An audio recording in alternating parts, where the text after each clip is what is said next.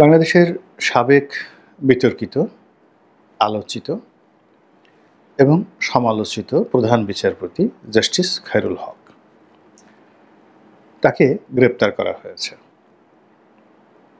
পিঠমোড়া করে বেঁধে, মানে হ্যান্ডকাপ পরিয়ে, অন্যান্য আসামিদের মতো মাথায় হেলমেট পরিয়ে কঠোর নিরাপত্তার মধ্য দিয়ে তাকে ঢাকা সিএমএম কোর্টে হাজির করা হয়েছে।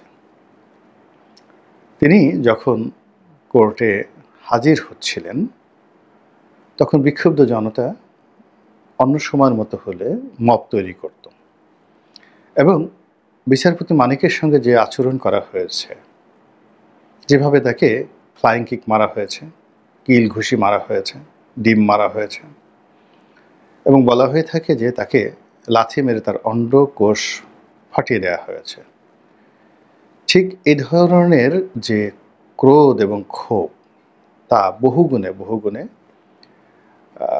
প্রদর্শিত হতো জাস্টিস খায়রুল হকের ক্ষেত্রে। এই কারণ হলো তার প্রতি গণরোষ বিচারপতি মানিকের চাইতে অনেক অনেক বেশি।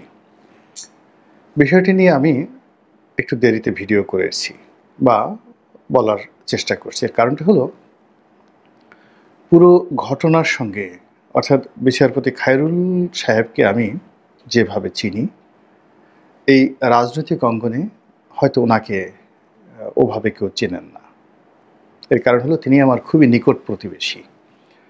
আমার বাড়ি ধানমন্ডিতে, নাইম রোডে, আর জাস্টিস খায়রুল হকের পৈতৃক বাড়ি একেবারে পাশাপাশি। বহুদিন ধরে আমরা প্রতিবেশী, কিন্তু 2014 সনের পর থেকে আমি আর তার দিকে ফিরে তাকাই না।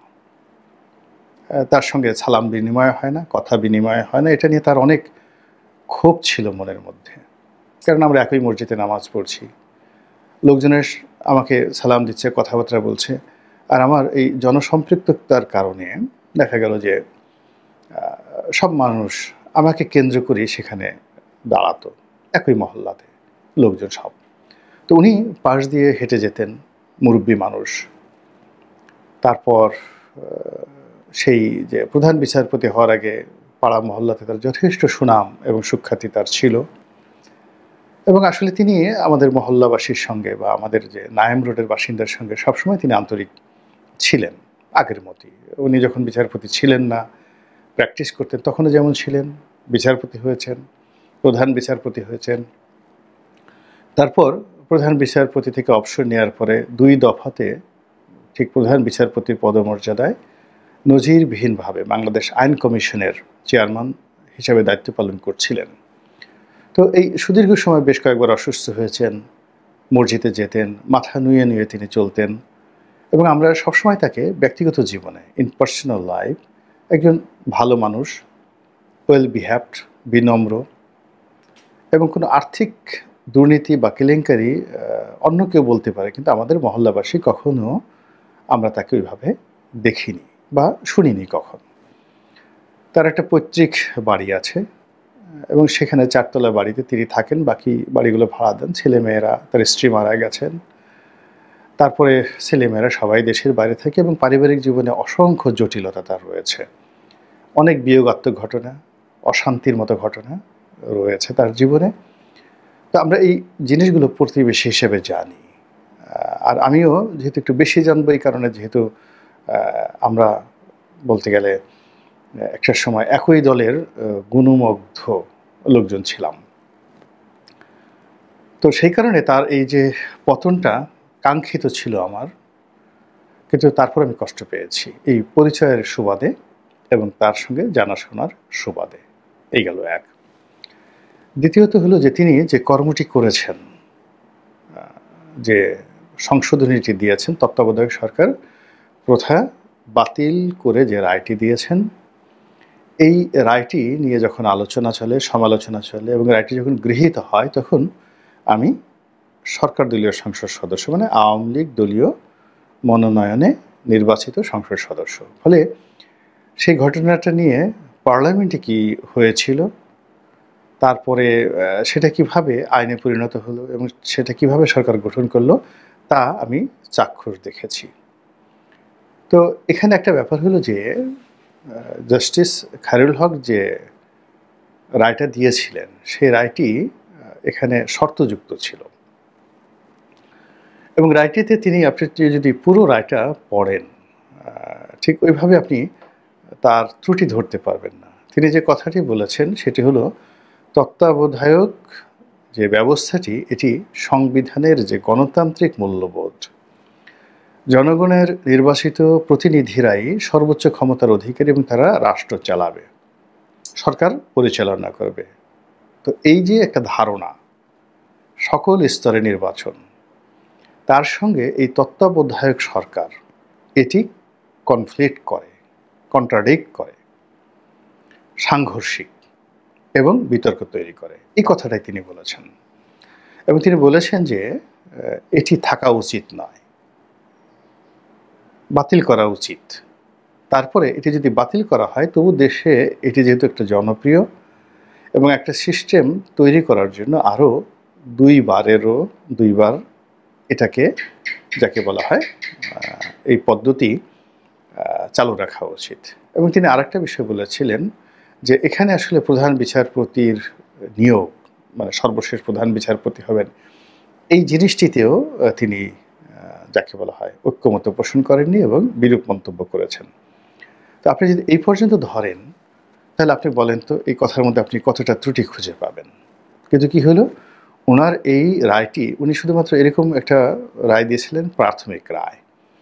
তো সেই রায়টিকে সরকার ওন করলো, আওয়ামী লীগ সরকার ওন করে পুরোটাই তত্ত্বাবধায়ক সরকারটা বাতিল করে দিল। বাতিল করে দিয়ে রেফারেন্স দিল যেটা হাইকোর্টের বা সুপ্রিম কোর্টের সর্বোচ্চ রায়, ফুল বেঞ্চ রায়। কিন্তু তখন পর্যন্ত কিন্তু রায়টা লিখিত নিয়ে এটি শুধুমাত্র একটা প্রাথমিকভাবে একটা উনি যে একটা আছে না যে আদেশনামা, প্রথমে একটা আদেশ দেয় এবং ডিটেলস রায়টা পরে লেখা হয়। কিন্তু সেই রায়টা আর উনি ওনার ইচ্ছা মতো পরে লিখতে পারেননি। সরকার যেহেতু সিদ্ধান্ত নিয়েছে তত্ত্বাবধায়ক সরকার বাতিল করবে, তো কাজেই পরবর্তীতে তিনি যে রায়টা লিখেছেন সেখানে তার যে ঐকান্তিক ইচ্ছা বা তিনি যেভাবে চাচ্ছিলেন তার চাইতে সরকারের ইচ্ছা, সরকারের তাপ, চাপ, ক্রোধ, লোভ, লালসা সব কিছু এমনভাবে যাকে বলা হয় স্যাঁতসেঁতে হয়ে গিয়েছিল, একটার সঙ্গে আর একটা মিশে, যেটাকে বলা হয় স্থিতিস্থাপক, চটচটে, গলিত লাভার মতো, মানে আলাদা করা যায় না। এখন ওটা কি উনি নিজের ইচ্ছায় করেছিলেন সেই রায়টা, না তাকে বন্দুকের নল ঠেকিয়ে যেভাবে এসকে সিনহাকে দিয়ে অনেক কাজ করানো হয়েছে ওভাবে তাকে দিয়ে রায় লেখা হয়েছিল, বা তিনি লিখতে চাননি, তাকে কি চড় থাপ্পড় দিয়ে এগুলো লিখতে বাধ্য করা হয়েছিল, নাকি তিনি শেখ হাসিনার অনুগত একজন দোসর হিসাবে শেখ হাসিনাকে একটি ফ্যাসিবাদী সিস্টেমের অধিকর্তী রূপে তাকে প্রতিষ্ঠিত করার জন্য তিনি এই কাজটি স্বেচ্ছায় করেছেন। আমি নিজে ব্যক্তিগতভাবে দেখেছি যে তিনি যে আদেশটি দিয়েছেন সে আদেশের অনেক পরে ধীরে সুস্থে তিনি যখন রায়টা লিখলেন এবং সেটি প্রকাশিত হলো, তখন আমার কাছে মনে হয়েছে যে তিনি যেভাবে আদেশনামাটি দিয়েছিলেন বা প্রথম থেকে যেভাবে পত্রপত্রিকা এসেছিল তার সঙ্গে তার যে রায়, সেই রায়ের অনেক অমিল রয়েছে। তো এক্ষেত্রে কি হয়েছে এটা ওনার জবানবন্দির মাধ্যমেই বোঝা যাবে। এই গেল এক। দ্বিতীয়ত তিনি বিচার অঙ্গনে অনেকটা ফাটাকিষ্টর মতো কিছু কাজকর্ম করার চেষ্টা করেছেন এবং ওই সময়টিতে বিচার অঙ্গনের একটা ক্রেজ ছিল। হাইকোর্ট জাস্টিস মানিক থেকে শুরু করে অন্যান্য যে সকল বিচারপতি ছিলেন অনেকেই, যারা পুরো রাষ্ট্রের অধিকর্তা মনে করতেন নিজেদেরকে, তারা কেবলমাত্র প্রধানমন্ত্রী শেখ হাসিনাকে ছাড়া, তার পুত্র জয় এবং কন্যা পুতুলকে ছাড়া বাংলাদেশের কাউকে পাত্তা দিতেন না। তা সে স্পিকার হোক, ডিসি হোক, এসপি হোক, সচিব হোক, পুলিশের আইজি হোক কিংবা সেনাবাহিনীর প্রধান হোক, পুরো জুডিশিয়ারিকে এমন একটা জায়গাতে নিয়ে যাওয়া হয়েছিল এই জনাব খায়রুল হকের জামানাতে। সেখানে বিচারকরা যা ইচ্ছে তাই করতে পারতেন, বলতে পারতেন এবং এই কাজ করতে গিয়ে তাদের অনেকের বিরুদ্ধে স্বৈরাচারী মনোভাবের পরিচয় প্রকাশ পেয়েছে, অবিচার এবং অনাচারের অভিযোগ আছে, অনেকের বিরুদ্ধে দুর্নীতির অভিযোগ আছে, অনেকের বিরুদ্ধে জুলুম এবং অত্যাচারের অভিযোগ আছে। তারা যে কাজগুলো করেছেন এটি রীতিমতো অত্যাচার। ফলে বিচার বিভাগের যে সৌম্যতা, সৌন্দর্য, তারপরে বিচার বিভাগের যে গাম্ভীর্য, এটিকে দেখলে যে মানুষের এক ধরনের সমীহ ভাব চলে আসে। এই পুরো জিনিসটিতে একটা ক্রোধ, ঘৃণা, ক্ষোভ এটা যুক্ত হয়ে গিয়েছিল এবং তারই বহিঃপ্রকাশ আমরা জাস্টিস মানিকের উপর যে জনরোষ এটা আমরা দেখেছি। তিনি যে কাজকর্ম করেছেন এবং খায়রুল হকের ক্ষেত্র সেটি যাকে বলা হয় হওয়াটাই স্বাভাবিক। এর বাইরে খায়রুল হক সেই যে ফাটাকেষ্ট রূপে তিনি তার কোর্টের মধ্যে যেভাবে অনেক কাজ করেছেন, নিম্ন আদালতে গিয়েও তিনি অতিমানব হওয়ার চেষ্টা করেছেন। আমার স্পষ্ট মনে আছে ঢাকার একটি সিএমএম কোর্টের একটি ম্যাজিস্ট্রেট কোর্টে মানে জুডিশিয়াল ম্যাজিস্ট্রেসিতে গিয়ে তিনি সেই দর্শকদের সারিতে তিনি বসে বসে বিচারকর্ম দেখছিলেন। তো চিফ জাস্টিস বসে আছে আর বেঞ্চে আর কি, আর সিংহাসনে বিচারকের আসনে বসে আসছেন একজন অধস্তন আদালতের জুনিয়র বিচারক, হয়তো দেখা গেল জুডিশিয়াল ম্যাজিস্ট্রেট, তিনি বসে আছেন। আমি ঠিক একজাক্টলি বলতে পারবো না, এরকম বেশ কয়েকটি ঘটনা তিনি ঘটেছেন। তো এটা অনেকটা সিনেমার মতো, এতে বিচার বিভাগের কোনো উন্নয়ন হয় না এবং এর মাধ্যমে কোনো মেসেজ যায় না, বরং প্রধান বিচারপতির পদটি যেটি কখনো কেউ করেনি, এটিকে তিনি একেবারে একটা খেলনা পিস্তলের পর্যায়ে তিনি নিয়ে এসেছিলেন। তারপরে এখন যে কথাগুলো আসছে সেটা হলো যে তিনি রাজনৈতিকভাবে ম্যালিস এবং প্রেজুডিস এ দুটো হৃদয়ে ধারণ করতেন বিএনপির বিরুদ্ধে, শহীদ প্রেসিডেন্ট জিয়াউর রহমানের বিরুদ্ধে, বেগম খালেদা জিয়ার বিরুদ্ধে এবং তারেক রহমানের বিরুদ্ধে। এইরকমই অভিযোগ এই সময়টিতে বিএনপির নেতাকর্মীরা করছে। তাদের বক্তব্য হলো যে বিচারপতি খায়রুল তিনি বলতে গেলে আইনের কোনো রকম গতি, প্রকৃতি, ধারা, আইনের কোনো রকম নীতি নৈতিকতা, আইনের কোনো রকম বাধ্যবাধকতা না মেনে তিনি কেবলই মাত্র বেগম জিয়াকে বাড়ি থেকে উচ্ছেদ করার জন্যে এবং শেখ হাসিনার মনোরঞ্জনে, এই কাজ করলে শেখ হাসিনা খুশি হবে, এই কারণে তিনি বেগম জিয়ার ক্যান্টনমেন্টের বাড়ি থেকে উচ্ছেদ করার যে রায়টি এটা তিনি দিয়েছিলেন, যে এটা একটা অবৈধ যাকে বলা হয় বরাদ্দ, এবং তার প্রেক্ষিতে ক্যান্টনমেন্ট বোর্ড অর্থাৎ সেরা কর্তৃপক্ষ সেটি ভেঙে গুড়ে চুরমার করে দিয়েছিল। বিএনপি এখন খায়রুল হককে সেই কাজে দায়ী করছে। 2 নম্বরে হলো যে তারেক রহমানের মামলা, অন্যান্য যে সমস্ত মামলার জন্য এখন তাকে দায়ী করা হচ্ছে। কিন্তু একটা ব্যাপার আমি প্রতিবেশী হিসেবে যেটা জানি এবং বুঝি সেটি হলো যে তিনি বলতে গেলে পুরো সেই 2014 থেকে 2024 পর্যন্ত তিনি মূলত আমাদের মহল্লাতেই আমাদের প্রতিবেশী ছিলেন। তো তাকে কেন্দ্র করে যাকে বলা হয় কোনো ওরকম সিকিউরিটি ছিল না। বাড়ির সামনে 2 জন পুলিশ থাকতেন, তার একটা পোষা কুকুর ছিল এবং তার একটা ব্যক্তিগত যাকে বলা হয় সহকারী ছিল, যাদেরকে নিয়ে তিনি মসজিদে যেতেন, মাত্র একজন নিয়ে যেতেন। তো সেখানে বিএনপির লোকের যদি রাগ থাকতো, ক্ষোভ থাকতো, বিক্ষোভ থাকতো, তাহলে তাকে তো 2-4টে চড় থাপ্পড় মারা, কিলঘুষি মারা, সে 2014 সনে বা 15 সনে, 16 সনে, বা তার বাড়িতে একটা ঢিল মারা। তার বাড়িটার আবার 2টো রোড রয়েছে, পিছনের অংশটি হলো 1 নম্বর সড়কের সঙ্গে, তারপরে সামনের অংশটি হলো নাইম রোডে। তো 1 নম্বর মানে বেক্সিমকোর ঠিক পেছনে, বেল টাওয়ারের পেছনে। এখান থেকে যদি বিএনপির কোনো লোক তার বাড়ি থেকে একটা ঢিল মারতেন, তার গ্লাস ভেঙে যেত। কিন্তু 10 বছরে কিন্তু বিএনপির কোনো একটা লোক, ছাত্রদলের লোক, যুবদলের লোক, নেতা কর্মী একটা ঢিলও মারেনি, কখনো একটা গালিও দেয়নি। মহল্লাতে মানে কোনো দিন কোনো যাকে বলা হয় তার বিরুদ্ধে আমরা কাউকে দেখিনি। এইগুলো আমার কাছে একটা খুব আশ্চর্য লাগছে যে বিএনপি যদি এত রাগ থাকতো তারা এই কাজটি কেন করলো না। 2 নম্বর হলো যে 5 তারিখে বেল টাওয়ার ভেঙে চুরমার করে দেওয়া হলো। তারপরে শেষে ইয়েলো, যেটা 1 নম্বর রোডে ইয়েলো, সেই বাড়িটি একেবারে যাকে বলে পুড়িয়ে তছনছ করে দেওয়া হলো। সারা বাংলাদেশের মন্ত্রী এমপিদের বাড়ি ঘর জ্বালিয়ে পুড়ে ছারখার করে দেওয়া হলো। তো সেক্ষেত্রে নাইম রোডে এই বাড়িটি ছিল একেবারে অরক্ষিত, সেখানে কিচ্ছু ছিল না, এবং সেখানে যদি যাকে বলা হয় ছাত্ররা আক্রমণ করতেন তাহলে মানে আশেপাশের একটা সিঙ্গেল লোক এসে রিকোয়েস্টও করতো না যে এই কাজটা তোমরা করো না।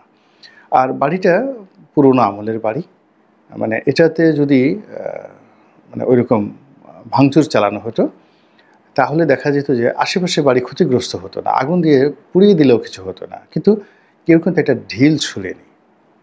মানে এখন পর্যন্ত তার বাড়িতে একটা ঢিল ছোড়া হয়নি। হোয়াট ডাজ ইট মিন? এর অর্থ কী? থার্ডলি হলো যে তাকে বাড়ি থেকে গ্রেপ্তার করা হয়েছে।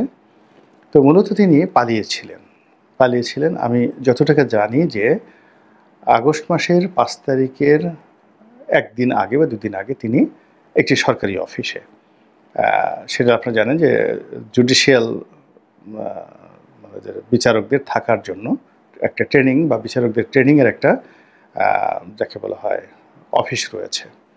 সেটা সচিবালয়ের কাছাকাছি কার্জন হল এর সামনে। তো সেখানে একটা রেস্ট হাউস আছে এবং তিনি সেই রেস্ট হাউসে ছিলেন বলে আমি শুনেছি। তারপরে বিভিন্ন জায়গাতে পালিয়েছিলেন, দেশের বাইরে যেতে পারেননি, যাননি এবং ধারণা করা হয় যে তিনি যে যথাযথ কর্তৃপক্ষ, সেই কর্তৃপক্ষের নজরে তিনি ছিলেন। তো এখন তাকে গ্রেপ্তার করা হয়নি, যেভাবে শিরিন শারমিন চৌধুরীকে গ্রেপ্তার করা হয়নি। তিনি বেশ আদুরে ছিলেন, কিন্তু এই সময়টিতে হঠাৎ করে তাকে ধরে এনে সেই তার বাড়ির মধ্যে ঢুকিয়ে আবার সেখানে নাটক তৈরি করে যে তাকে গ্রেপ্তার করা হলো, এটা আমার কাছে খুব স্বাভাবিক মনে হয় না। আমার কাছে মনে হচ্ছে যে এটা একটা নাটক। মূলত এখন সকল পরিস্থিতি সরকারের নিয়ন্ত্রণের বাইরে চলে গেছে। তো সেই পরিস্থিতিকে ডাইভার্ট করার জন্য, মানুষকে খুশি করার জন্য, মানুষকে উত্তেজিত করার জন্য দেখা গেল এই খায়রুল হকের ঘটনার সামনে আনা হয়েছে, যেটা আসলে এখনও পর্যন্ত এরকম ইমেজ সৃষ্টি করেনি। কিন্তু আমি বক্তব্য আর বাড়াবো না, আমি শুধু যেটাই বলতে চাই যে যেভাবেই হোক না কেন জাস্টিস খায়রুল হক গ্রেপ্তার হয়েছেন এবং বাংলাদেশের প্রথম কোনো প্রধান বিচারপতি এইভাবে তাকে গ্রেপ্তার করা হলো। ফলে বিচারপতি তোমার বিচার করবে যারা, আজ জেগেছে সেই জনতা। তো জনতার আন্দোলনে, অভ্যুত্থানে শেখ হাসিনা রেজিমের পতনের পর এত বড় একটা ঘটনা, পুরো ঘটনাটাই প্রকৃতি ঘটিয়ে দিয়েছে, আল্লাহ রাব্বুল আলামিন ঘটিয়ে দিয়েছে। ফলে যারা অহংকারী এবং উদ্যত মানুষ, এখন যারা লম্পন-ঝম্প করছেন, জমিনে দম্ভ করে বেড়াচ্ছেন, তাদের জন্য জাস্টিস খায়রুল হকের এই ঘটনাটি একটি যাকে বলা হয় জলজ্যান্ত উদাহরণ। আশা করি আল্লাহ সবাই আমাদেরকে হেদায়েত দান করুন এবং আশা করি যে আমরা এই জাস্টিস খায়রুল হকের ঘটনা থেকে নিজেরা শিক্ষা গ্রহণ করব এবং আল্লাহ যেন আমাদেরকে সেই শিক্ষা গ্রহণের তৌফিক এনায়েত করেন, সেই প্রার্থনা করছি। আসসালামু আলাইকুম ওয়া রাহমাতুল্লাহি ওয়া বারাকাতুহু।